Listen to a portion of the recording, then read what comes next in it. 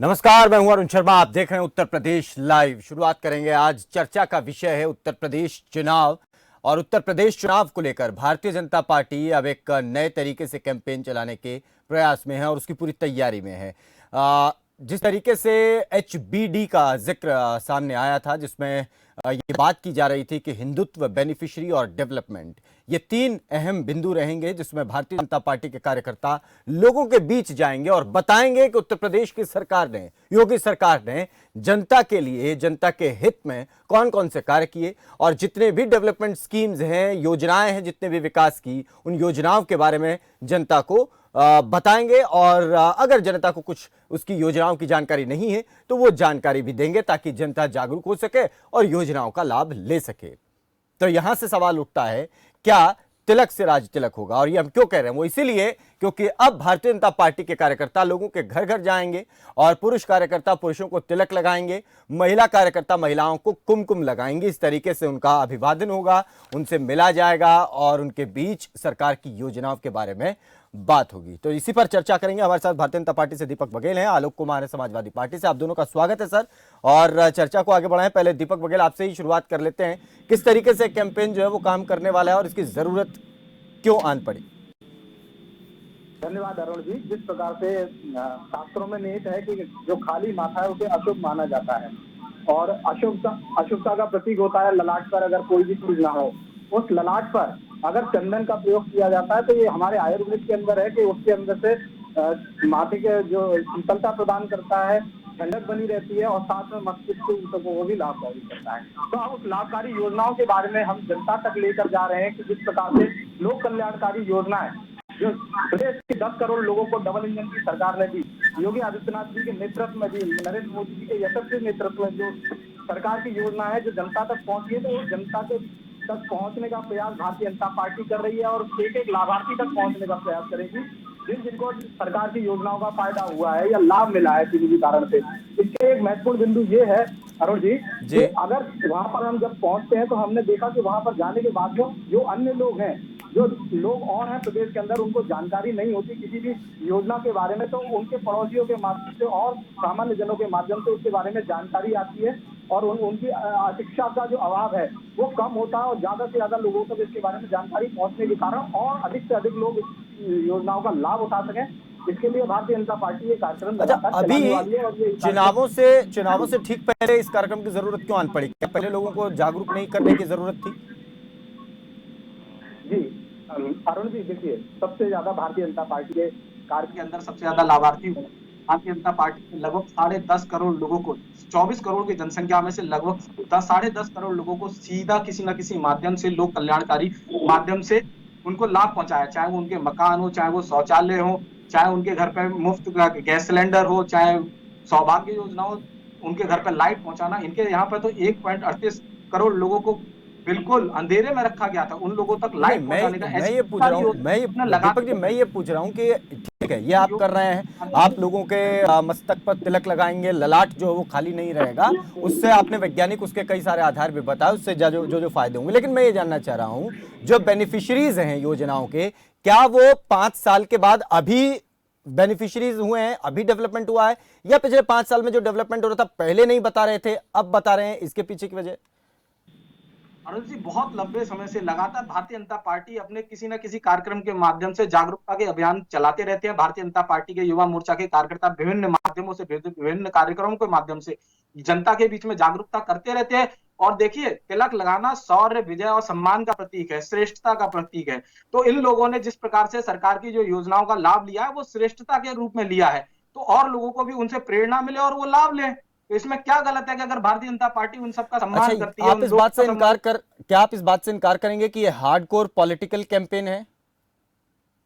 नहीं नहीं नहीं, ये किसी भी प्रकार का कोई पॉलिटिकल कैंपेन नहीं है। ये जनता को, जो जनता ने को सम्मान प्राप्त हुआ, उस सम्मान को भारतीय जनता पार्टी जन जन तक लेकर जाना चाह रही है, तो इसमें कोई गलत बात नहीं। Alok Kumar, HBD, Hindutva beneficiary development, इसकी इस तरीके से फुल फॉर्म भी बताई जा रही, क्या लगता है आपको, क्या ये इसके पीछे की सोच हो सकती है?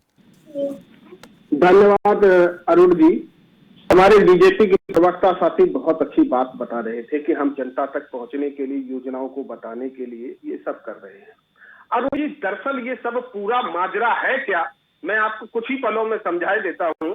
इतना अरबों रुपया विज्ञापन में, बजट का किसी बजट का 80% विज्ञापन में खर्च करने के बाद प्रवक्ता साथी ये कहे कि हम अपनी योजनाएं पूरी जनता को बता नहीं पाए हैं, और वो भी चुनाव के 1-2 माह पहले, तो बड़ा हास्यास्पद लगता है, हंसने का मन करता है। यहाँ पर अरुण जी है क्या कि इनका पीछे का एक मकसद ये है कि आज जो इनके बड़े राजनेता हैं वो गांव-गांव देहात में जनता के बीच नहीं जा पा रहे, जनता बिल्कुल इनको सुनाने के लिए तैयार बैठी है, तो कार्यकर्ताओं को लगाया गया है।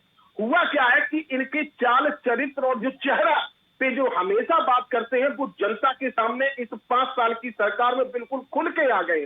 चाल इनकी ये रही है कि इनकी रैलियों में 7 रथ चलने के बावजूद भी भीड़ नहीं आ रही है, लोग नहीं आ रहे हैं। रुपए देकर एसडीएम और सारे प्रशासनिक अमला को मनरेगा के मजदूरों को धमकाकर भीड़ लाई जा रही है। अब आते हैं चरित्र पर। चरित्र इनका यह है कि 4 सीट दाखिल हो गई है, केंद्रीय गृह राज्य मंत्री तेनी जी का नाम तक आ रहा है, उनकी गाली तक आ रही है, लेकिन केंद्रीय गृह मंत्री जी को हटाना नहीं चाहते हैं। ये समझ में आ रहा है किसान को। चेहरे पे हम आते हैं कि ये लोग कितने घंटे काम करते हैं, उनका सोच क्या है लोगों के आम के प्रति।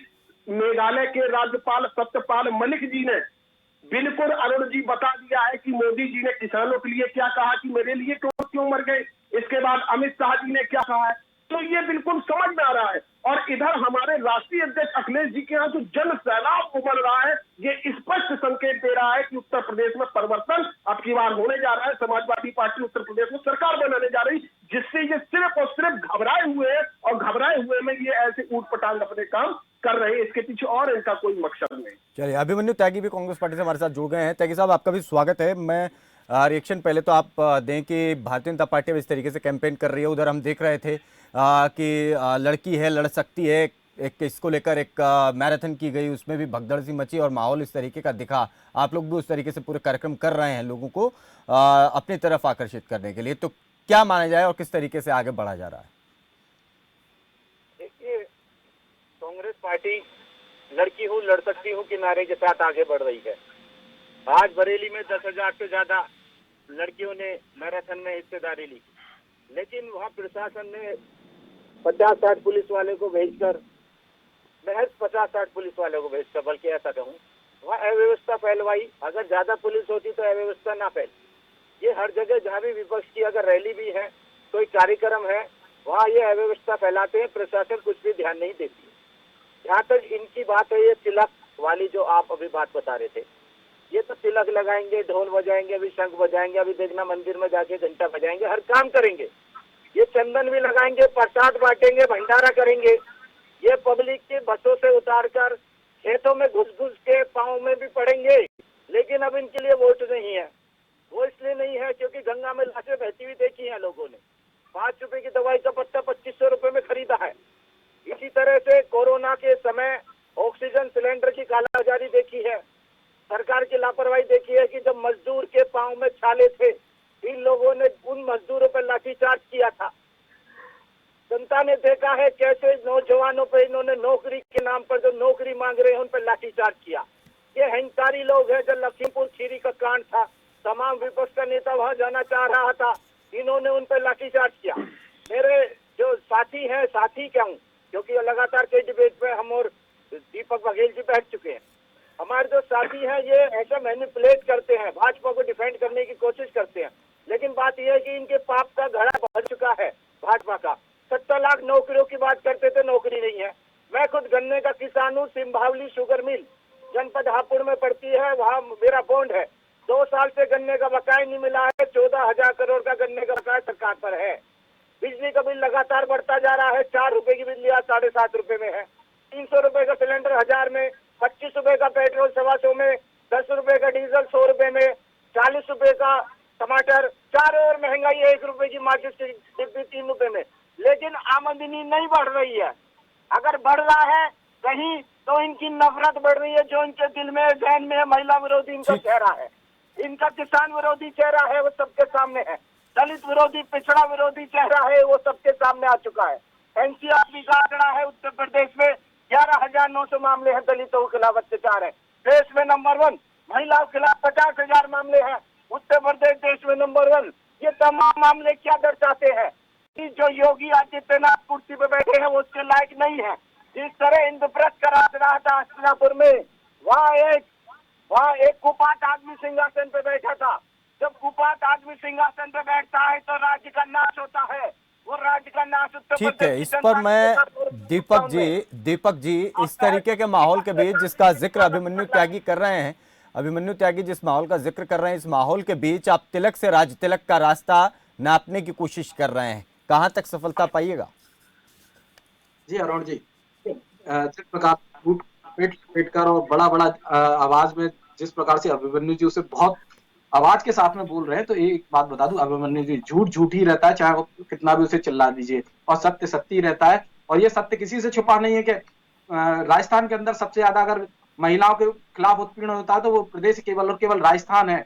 आप वैक्सीनेशन कर नहीं पाए, आपके यहाँ पे स्टूडेंटों के पेपर लीक होते हैं, आपका प्रदेश का महासचिव एनएसयूआई का वो उसमें संलिप्त होता है। इस प्रकार की सरकारें आपने दी हैं।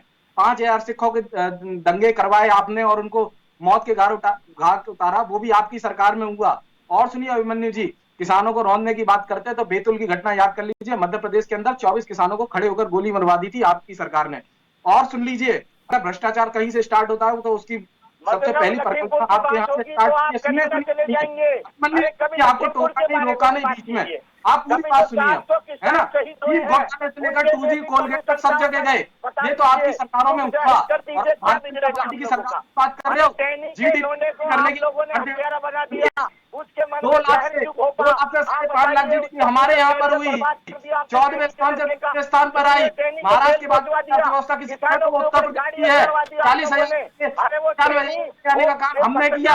आपकी सुनिए, आप तो सरकार में ही नहीं थे, और जिनके सहयोग से आपकी सरकारें चल रही थी उनके यहाँ पर एक के यहाँ पर 21 मिलियन होती है और एक अच्छा, मैं आलोक जी कुछ पूछना आलोक जी कुछ कहना चाह रहे हैं, लेकिन मैं उससे पहले एक सवाल मेरा दीपक जी आपसे है। दीपक जी मेरा एक सवाल है, ठीक है अभिमन्यु जी, ठीक है, फिर आ रहा हूँ अभिमन्यु जी, मैं फिर आ रहा हूँ दीपक जी, लेकिन एक सवाल तो देखिए ये है, इसका जिक्र अभी आलोक जी भी कर रहे थे, अभी अभिमन्यु जी ने भी इसका बात का जिक्र किया। ये बात तो देखिए कहीं ना कहीं है कि मंत्री के गृह क्षेत्र में मंत्री के बेटे जिस तरीके से दादागिरी करते हैं, तो उसके बाद आप लोगों को तिलक लगाने पहुंचेंगे, लोग तो सवाल पूछेंगे ना कि आप किस मुंह से तिलक लगाने आए हैं। अरुण जी देखिए, पहली बात तो वहां पर दोषी उनका पुत्र है, ना कि मंत्री। अगर मंत्री दोषी होते तो एसआईटी की जांच में उनका भी नाम आता। और देखिए उनके वक्तव्य को तो सबके सामने है ना, वो तो आपने भी सुना होगा उनका वक्तव्य जो था।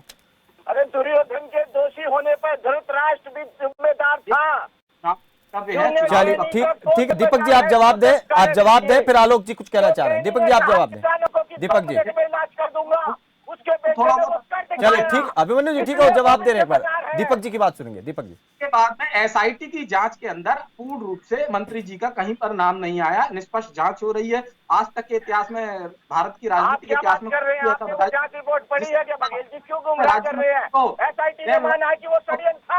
एसआईटी की जांच में बताया गया हो कि भारतीय जनता पार्टी की सरकार कौन सा शब्द था, यानी एसआईटी के अंदर उनके ऊपर परिवर्तित कर लगातार कार्रवाई अगर न्याय करता है, किसी प्रकार का कोई क्राइम करता है, अपराध करता है, तो उसके ऊपर भारतीय जनता पार्टी की नो टॉलरेंस की नीति काम करती है। देखिए आप इस बात को भी इनकार करेंगे कि देखिए आप जिस रिपोर्ट की बात कर रहे हैं उसमें षड्यंत्र की बात भी है ना? उसमें अगर षड्यंत्र हो रहा है तो कौन कर सकता है जिसके हाथ में पावर है? षड्यंत्र कहाँ हुआ, किस वजह से, किस तरीके से हुआ, क्या बात वहां तक नहीं जानी चाहिए क्या? यहाँ तक ये सवाल ये, और इस सवाल के साथ जब आप लोगों को तिलक लगाने जाएंगे, कुमकुम लगाने जाएंगी महिला कार्यकर्ता, तो सवाल तो ये पूछा जाएगा। अरुण जी देखिए, किसी भी प्रकार का कोई षड्यंत्र हुआ उसमें कौन फंसा है? यहाँ दीपक वगैरह तो कोई जिम्मेदार नहीं है, ना ही आलोक जी जिम्मेदार है। जिसने षड्यंत्र किया उसकी जांच निष्पक्ष रूप से एसआईटी कर रही है। एसआईटी ने 5,000 पन्नों का पूरा दाखिल किया है अपनी चार्जशीट। उस 5,000 पन्नों में बताया है कि किसने कैसे किया, और उन सब लोगों से जांच पड़ताल। ठीक है आलोक कुमार आप कुछ कहना चाह रहे थे? दाखिल किया उन्होंने। अरुण जी देखिए, यही अन्य दल और यही समाजवादी पार्टी के राष्ट्रीय अध्यक्ष अखिलेश जी के चीजों में बड़ा अंतर है। आज Arun ji, centre for monitoring Indian economy की रिपोर्ट आई है जिसमें बेरोजगारी दर 8% प्रत्यक्षता बताई गई है, और अप्रत्यक्ष अगर हम लोग समझे मोटे तौर पर देखें तो डबल हो जाती है 16%। आप नीति आयोग की चाहे कुपोषण की रिपोर्ट देखें, उत्तर प्रदेश पिछड़ी है, चाहे 4 दिन पहले नीति आयोग की जो स्वास्थ्य सूचकांक आया है उसमें उत्तर प्रदेश को सबसे फिसड्डी माना गया है। बात इनको ये बताना चाहिए था कि हमने विकास योजनाओं पे क्या क्या किया है। आप आ जाएं, किसान पे आपने आमदनी आप डबल कर नहीं पाए, आप गन्ना किसानों का भुगतान कर नहीं पाए। अखिलेश जी की ओर निगाह से बेचारे देख रहे। व्यापारियों का व्यापार आपने चौपट कर दिया है। दीपक जी अब थोड़ा रहिएगा। नौजवान जो आप 70 लाख रोजगार कहते थे, आपने लगातार 9 भर्तियां आपने पेपर आउट करा दिए और उन नौयुवकों के सपनों को आपने कुचल दिया। अरुण जी, बहुत सारे ऐसे नौयुवक होते हैं जिनकी आयु पूर्ण होने में अब दक्षता जो आयु पूर्ण होने में 1-2 बरस रह गया, जरा उनके कलेजे पे आप सुनिएगा। आपने ओबीसी अभ्यर्थियों को 69,000 भर्ती में जो 12,000 सीटें आपने उनकी खा ली है, वो सड़कों पर भटक रहे हैं। कल 97,000 अभ्यर्थी जो वहां पर आप लखनऊ की सड़कों पर देखिए, बेरोजगार पूरे प्रदेश का आपसे रोजगार मांगने आ रहा है। आपसे कोई नमक नहीं मांगने आ रहा है, कोई सरसों तेल मांगने नहीं आ रहा है, कोई अनाज नहीं मांगने आ रहा है। आप विकलांग उन्हें क्यों बना रहे? आप उनको रोजगार दीजिएगा। ठीक है, अखिलेश जी ने जो लैपटॉप से लेते हुए रोजगार लोगों को देने का नया जो काम किया था, और ठीक है, चर्चा के अंत में ये बिल्कुल ये तमाम वो सवाल उठेंगे जो निश्चित तौर पर जब आप तिलक लगाने जाएंगे। आखिरी कमेंट बहुत चंद शब्दों में अभिमन्यु त्यागी, पहले आपसे फिर दीपक बघेल आपसे संक्षेप में। देखिए, बात कहना चाह रहे कि राम के नाम पर इन्होंने चुनाव लड़ा, भगवान राम के नाम पर, और ये प्रॉपर्टी डीलर बन गए। 2 करोड़ की जमीन 18.5 करोड़ रुपए में इन्होंने खरीदी। गौ माता के नाम पे इन्होंने चुनाव लड़ा। आज गौवंशों का हाल देख लीजिए, हर ब्लॉक में 15 से 20,000 आवारा गौवंश घूम गए। तो जो गौ माता है जिसका हम सम्मान करते हैं, हम सनातन धर्म से हैं, जिस राम का हम सम्मान करते हैं, हमारे मन में श्रद्धा है, हम तिलक जो लगाएंगे अपने ललाट पर वो उस मंदिर का लगाएंगे जहाँ रामचंद्र की मूर्ति होगी। हम गौ माता के चरण से जो धूल होगी उसका चंदन का तिलक लगाएंगे, चंदन में मिलाकर। ठीक है, भारतीय जनता पार्टी का चलिए दीपक बघेल आखिरी कमेंट, केवल आखिरी कमेंट 10 सेकंड। दीपक बघेल केवल 10 सेकंड आखिरी कमेंट। दीपक बघेल वो नहीं लगाएंगे आपका तिलक, वो नहीं लगाएंगे, वो अपनी मर्जी से लगाएंगे। दीपक बघेल 10 सेकंड। दीपक जी की आवाज सुनिए 10 सेकंड। जिनके पूर्वज भी हिंदू नहीं थे, आज वो किस प्रकार से हिंदुत्व की बात कर रहे हैं। राम मंदिर पर अगर किसी ने रुकवाने का, स्टे करवाने का काम किया तो वो इनके नेता थे कपिल सिब्बल, जो सुप्रीम कोर्ट के अंदर उसकी हियरिंग को बार-बार रुकवा रहे थे। दूसरी पार्टी ने तो वहां पर ये हालांकि ये विषय जब भी छिड़ता है तो इस पर बात बहुत दूर तक जाती है, लेकिन ये चर्चा, लेकिन बात यह निश्चित तौर पर है कि जब तिलक के रास्ते आप राज तिलक तक जाने की कोशिश करेंगे तो सवाल बहुत उठेंगे। बहुत शुक्रिया दीपक बघेल, आलोक कुमार, अभिमन्यु त्यागी, बहुत शुक्रिया इस चर्चा में जुड़ने के लिए, अपना पक्ष रखने के लिए। लेकिन क्या अब ये तिलक के रास्ते राज तिलक की राह